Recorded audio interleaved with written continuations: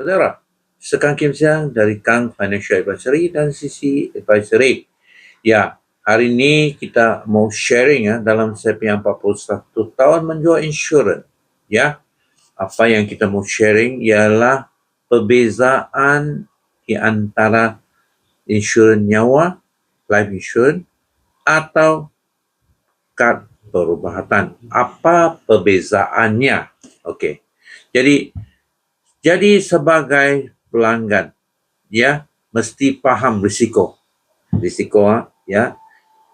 Kalau kita sebagai ketua keluarga, mesti ada utang lah. Beli rumah, utang rumah. Contohnya, beli rumah 500,000 utang. Ya. Dan ada isteri dan anak 2. Ya, berumur 2 tahun dan 3 tahun. Ya, dia perlu perjanjian perlindungan 500,000 kalau berlaku kehilangan, ya, nyawa, ya.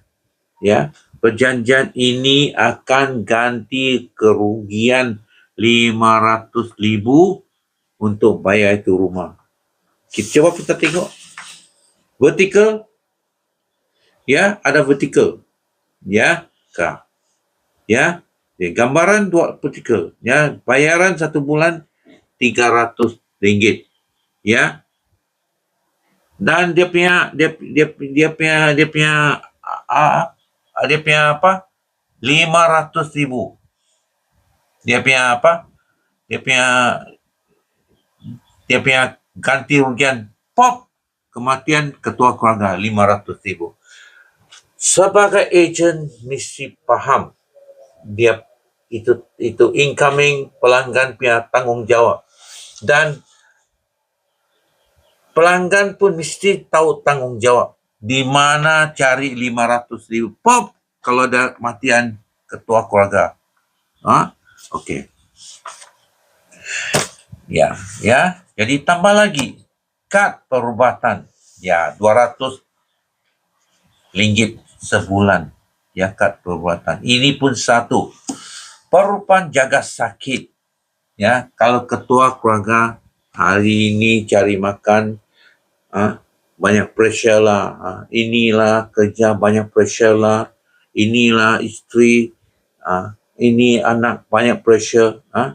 Jadi kadang-kadang orang pun pada sakit. Jadi mesti tahu.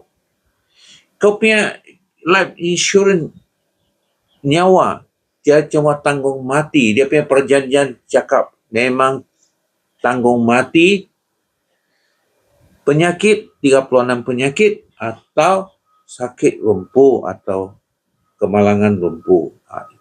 Dia punya perjanjian sampai begini saja. Jadi yang lebih-lebih itu sakit. Itu mesti mau beli satu perubatan. Ya. Jadi perubatan, ya, ada kad surat bil buat rekod. Ya. Kalau ada apa, kalau dia punya kad perubatan memang begini. Kalau kita ada sakit, pergi jumpa pakar. Okey. Kalau penyakit belum buktikan bahawa dia ada penyakit besar, belum mau ada operation, kadang-kadang cuma ada tumbuhan sikit di atas badan mana-mana, itu bukan boleh claim, itu tidak dapat claim. Jadi itu bil lah, itu kasih buat filing atau kasih simpan dalam kitab. Buka satu akaun di komputer sana, buka satu akaun. Semua kasih masuk, kasih file sana. Ya. 6 bulan, 1 tahun, 2 tahun kau tengok itu doktor. 1 hari, kalau selepas 2 tahun ke 3 tahun, itu mungkin itu tumbuhan sebesar atau di mana dia mau perlu operation. Ya. Barulah medical card wujud sekarang. Ya. Dia tanggung doktor punya operation lah, itu operation theater lah, apa-apalah semua. Dan selepas operation, itulah Pergi jumpa doktor, review, itu boleh. Dan itu bil sebelum pergi operation, tengok doktor 1 tahun, 2 tahun, itu semua boleh claim. Tapi mesti related lah, dia mesti related ini operation, baru dapat claim. Mesti faham atau faham. Itu perjanjian ya. Jadi, okey. Bila kita sudah begini, sudah doktor akan kesan dan pembedahan dan pihak insurans akan membayar tuntutan ya. Jadi anak muda ini telah serahkan semua risiko kepada pihak insurans ya. Jadi kalaulah doktor telah membuat tuntutan, barulah ya pergi claim. Kalau itu claim, itu bil doktor jumlah 40,000, claim lah 40,000. Okey. Jadi tuntutan itu pun sekali lagi beli insurans dengan murah dan tidak tahu dia punya surat, dia punya perjanjian cerita apa pun, dia mau kita fahamlah. Beli insurans mesti ada tujuan lah. Kalau kita tiada tujuan, macam kita tidak peduli, beli sajalah. Orang bilang insurans bagus, medical card, beli sajalah, tidak peduli. Jadi nanti kalau ada apa-apa, barulah menyesal. Apa itu insurans tipu? Bukan insurans tipu. Apa yang kamu turun tu, kamu punya perjanjian itu, kamu coba perhatikan lah. Ada itu proposal form di atas sana, ada dia punya warning bah.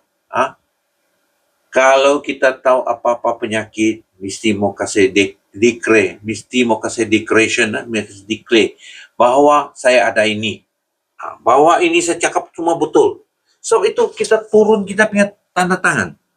Ya, nanti jangan bilang itu bukan, itu kamu sudah turun punya tanda tangan. Janganlah bilang orang tipu sama kita. Ya, jadi mesti pastikan apa yang lengkap. So turunkan sign itu proposal pun. Jangan terus ambil lari. Tengok dulu. Betul ke tidak? Nih, yang saya beli punya medical card, betulkah? Betulkah ini ada bayar? Betulkah tadi kau bilang itu bil tapi tengok doktor? Filing untuk 2 tahun nanti kalau ada buat pembedahan,